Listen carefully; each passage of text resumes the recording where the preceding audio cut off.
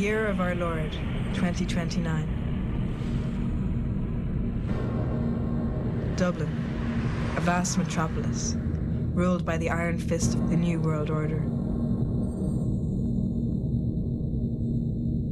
In a last-ditch effort to reclaim their power, the Church started a new crusade, preaching the word that the Pope was God.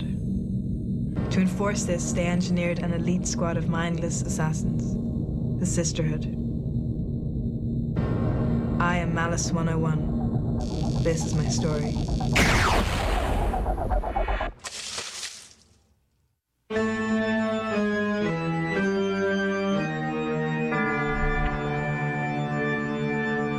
9/11 was the most obvious sign that there is such a thing as a New World Order. As a screenwriter, you kind of learn these things. It's known as the inciting incident, right? You have, in a screenplay, you have a certain period of peace, and then suddenly something happens which lands the protagonist into a world of chaos. And that's what 9/11 did. It turned the world basically into chaos. It's almost like the entire thing, the entire New World Order apparatus has been scripted, and it's working like clockwork, and it's working like as if it was written like a screenplay. At this hour, American and coalition forces are in the early stages of military operations to disarm Iraq, to free its people, and to defend the world from grave danger.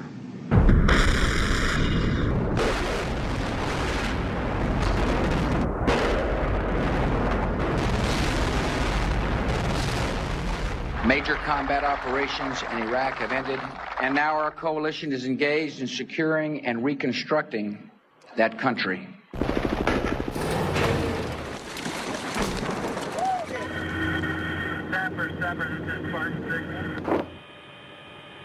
See what these guys gonna do.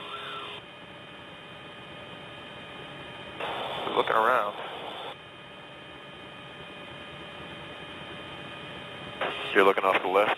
Yeah, that's where that guy just stopped. Started that. Just went into his truck. Okay.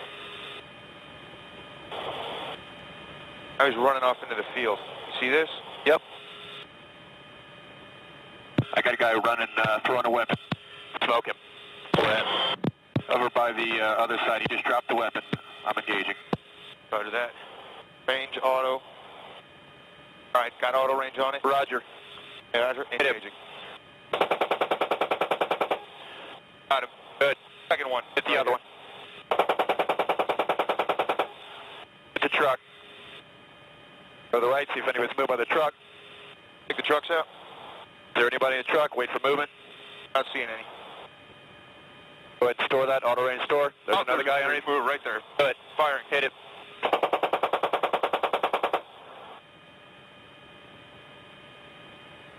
That's it. You come out of field of view. Roger.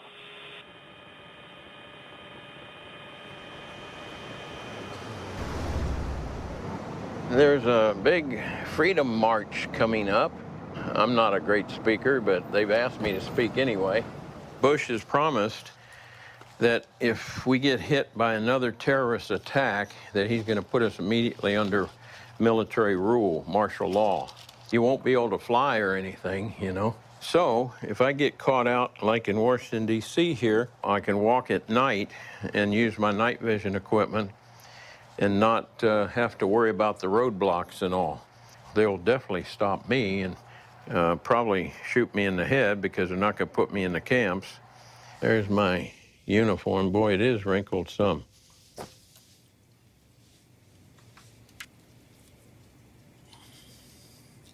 I put on 40 pounds, and I have high blood pressure, and I have sugar diabetes and a tremor. So I live in a very stressful world, and it's showing on me. It's showing on my health, and hopefully my health will allow me to keep going until we win the battle against these satanic forces that have come upon our nation and the world. You know, I won't quit till I'm dead. I have no reason to quit. We haven't won yet.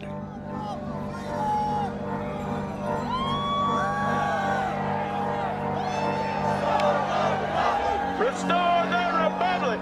Restore the Republic! Restore the Republic! Restore the Republic! Restore the Republic! Restore the Republic!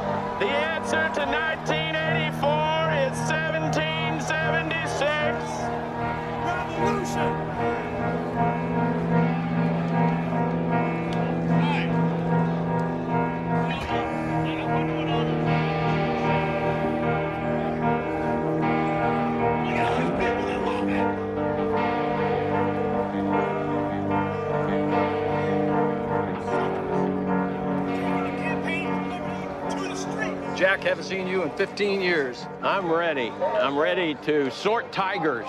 Jack McLeod! We're just one more false flag bombing in America away from being under martial law. We had our first false flag bombing in America on 9/11. I've had people calling me saying they go out to their mailbox and they wonder what the little red dot and blue dot is. Well, it's marking your mailbox by the government, so when foreign troops come in here on us after martial law, if you have a red dot on your mailbox, they take you out immediately and shoot you right in the head.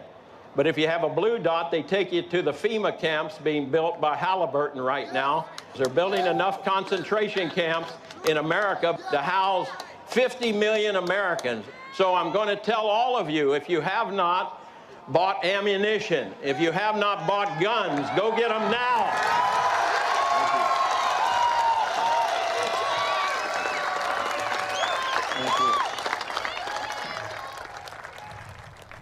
Hello, ladies and gentlemen. I'm so glad that you could join us today for this Wednesday, July 25th, 2001 broadcast.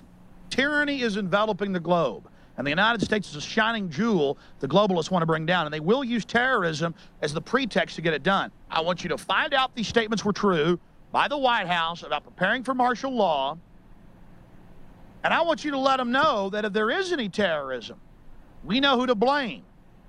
Call the White House and tell them, we know the government's planning terrorism. We know the Joint Chiefs of Staff wanted to blow up airliners, Baltimore Sun.